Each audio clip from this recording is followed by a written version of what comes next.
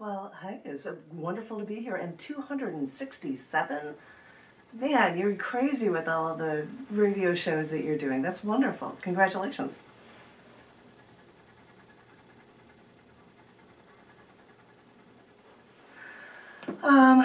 Okay, I think I might. I've had a number of books released this year. One of them is called In Depth, and it is a book that is about interviews and things that I've done over the years. One of the books, I've released a number of books this year. One of them is called In Depth, and it is a collection of interviews and journal entries and select poems over the years that reflect many years over my life. And because I was on the radio with you last year, the last actual journal entry or interview entry is answering questions and finishing the interview with you from May of last year. So I thought I'd start with a short poem from this book that covers many things over the years. This one covers women's issues because I worked as an acquaintance rate workshop facilitator for a number of years, and this poem is called The Burning. I take the final swig of vodka, feel it burn its way down my throat, hiss at it scorching my tongue, and reach for the bottle to pour myself another. I think of how my tonsils scream every time I let the alcohol rape me. And then I look down at my hands, shaking, holding that glass of poison, and think of how these were the hands that should have pushed you away from me, but didn't. And I keep wondering why I took your hell, took your poison. I remember how you burned your way through me. You corrupted me from the inside out, and I kept coming back. I let you infect me, and now you've burned a hole right through me. I hated it, and now I have to rid myself of you, and my escape is flowing between the ice cubes in a glass nestled in my palm. But I have to drink more. The burning doesn't last as long as you do.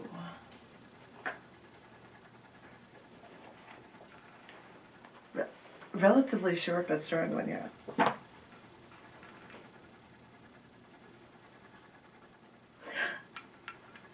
No. In my head, my corded phone disconnected from my phone, so I had to reconnect it. That was all that was. No, I'm not on a speakerphone. Trust me.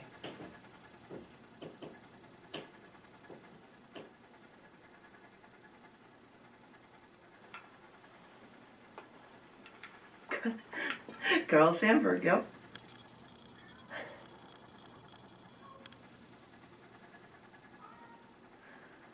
Was I an early reader? I know that I started reading at age 3, but I don't know what defines early for reading. I remember reading signs and things when I was 3 years old. I learned early. I had older brothers and sisters. They were all 10 to 19 years older than me, so I had older people around me, so I was probably encouraged to be doing these basic things and getting up faster. I don't know, but...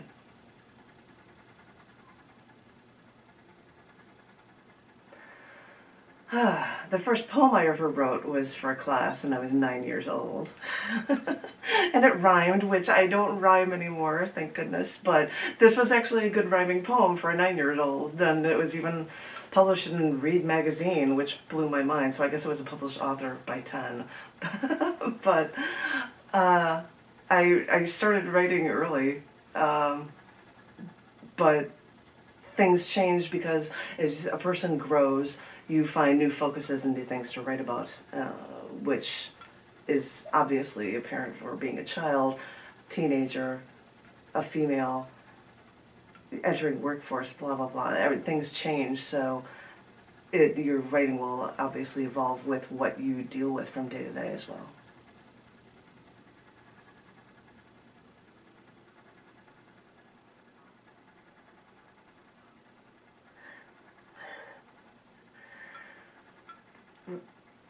One of the schools I was helping for founding the internet, yes. U of I.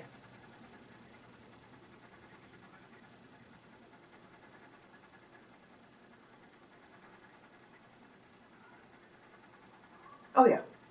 Oh yeah.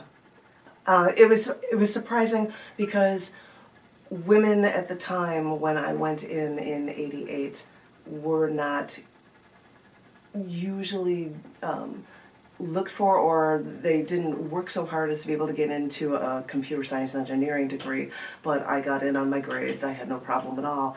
I just, because of a confluence of circumstances, I found myself writing and taking photos in my spare time. And so I thought going into journalism is a great way to be able to learn about the world, be able to expand things about the world, be able to share stories with the world, and be able to not only write but also take pictures. So I ate that one up with a spoon. And I changed majors by my sophomore year, so I was just taking basic courses for computer science, which could just transfer for higher basic level courses for going into journalism, so it was no problem at all.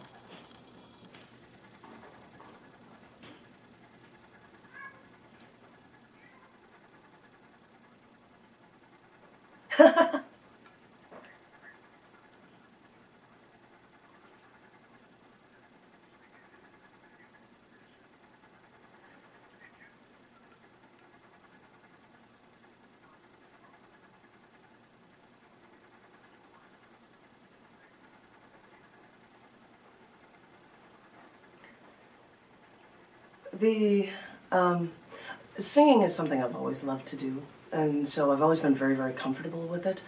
I never took instrument lessons. I never did that in school. I would have been playing the flute, which I didn't want to do for a band. But I've been told that I'm perfect pitch when I sing, and I have a good memory for things, and I sing well. I've never had any training, but it seems to work out really well just when I'm singing, if I'm doing acoustic stuff, which when I was out of school and in Chicago, I met up with my oldest friend's husband who played the guitar, and I said, hey, let's do an acoustic band. And I got a friend of mine from college, and we would do songs, and they were mostly covers, but you know, I'd pick different styles of music, and I would sing them, and it was a lot of fun. So that was easy to just be able to pull off in the spare time, you know, just because I like doing it. You asked about writing and photography. Well, I decided that I like being in writing, which is why I went into journalism. But I found when I took one of my journalism courses, it was graphic design. All of the other students, we'd get to something and you'd have to be writing a timeline of typography.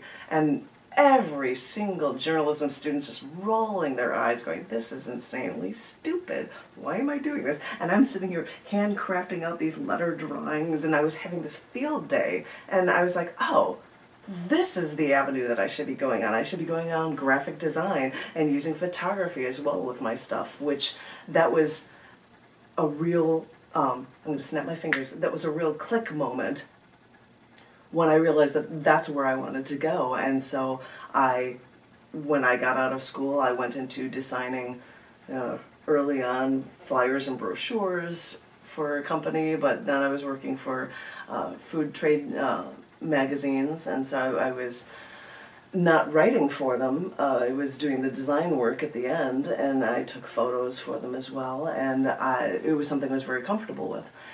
I also found when I was very early on trying to get published, I was being rejected, but when every magazine I bought, these were the people that were appearing in magazines. So I thought, well, graphic design, I know how to do that. And so years and years ago, I started cc&d, Children, Churches, and Daddies magazine with Scars Publications, with the release of a first book, because everybody would do it as long as I spent $10,000, which I wasn't going to do. So I started doing that, and I ran Scars and cc&d. You mentioned Down in the Dirt magazine. That actually was the name of a supplement section inside of cc&d magazine in 1994, and it just ran for a few issues in 1994, and we just let it die. Just said, never mind, don't want to think about it anymore. And right about at the beginning of the millennium, I thought, why not? Why don't, that was such a cool sounding name, so why don't I just start that up as a separate magazine as well, which everyone and their brother loves the name of. So they love being able to, Yeah, they love being able to say, I've been published in Down in the Dirt. I think that's something. But both magazines are going, and they're going well, and they're published every other month. And they just fell into all those things. I mean, they all just worked out perfectly with that.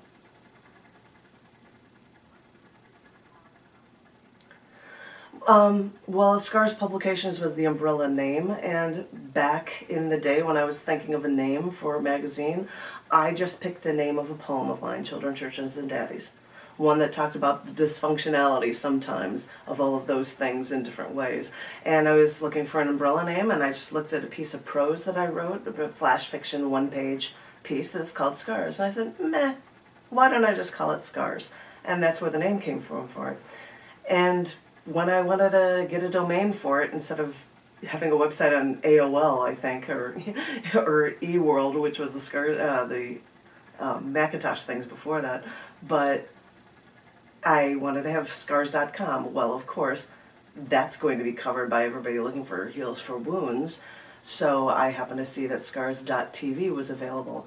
And this was at the beginning of the time when I was starting to put things out more on YouTube clips, or having MP3 files, or having more multimedia things. So even though TV is an extension, that's a name for a country, which is where I got it from, but it seemed absolutely a perfect way to incorporate multimedia stuff and different ways of publishing in as many ways as possible to have scars.tv as the domain.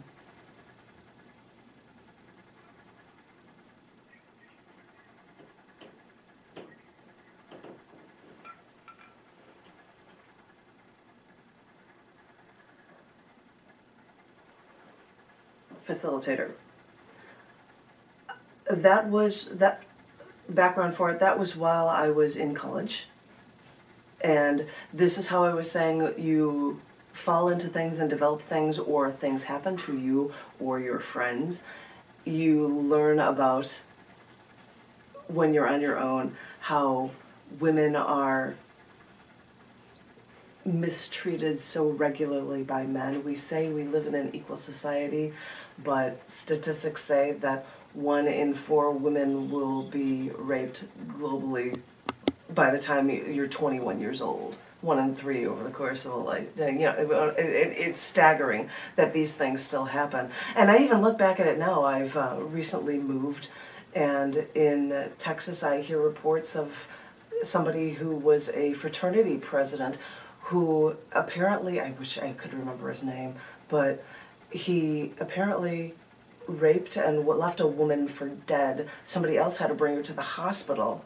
They were going to place charges over him, and then they said, oh, he's going to take a plea deal, and he's going to do 3 years of community service, and that's it. And he won't have anything on his record that he's done something like this to a woman, raping her and leaving her for dead. And he is expunged. I mean, how does that happen? How on earth does that happen? Maybe that's how things happen in Central Texas. I don't know. I can't tell you because that's where I've just moved to. But so I can't speak for things globally. But these things are still an issue, and I would learn of this, and I would hear of stories from women all around me, or and I instantly wanted to be involved and be helping somehow. And because that happens, I learned more. I ran workshops, and I did ads and flyers for newspapers and the like. And the more I would hear about it, the more I'd want to write about it. So I have a lot of things about women's issues, rape-oriented or otherwise as well, which I will try to not scare your public with reading anything from. You actually heard something like that as the one poem that related to that from the collection book In Depth called The Burning. One of the pieces I wrote of just how a woman would deal with being able to, with all of the ramifications of what's just happened to them, how they think it is their fault, and what are you going to do, and so there's a lot of pieces on that. And so I guess the first poem that I just shared with you reflected in that.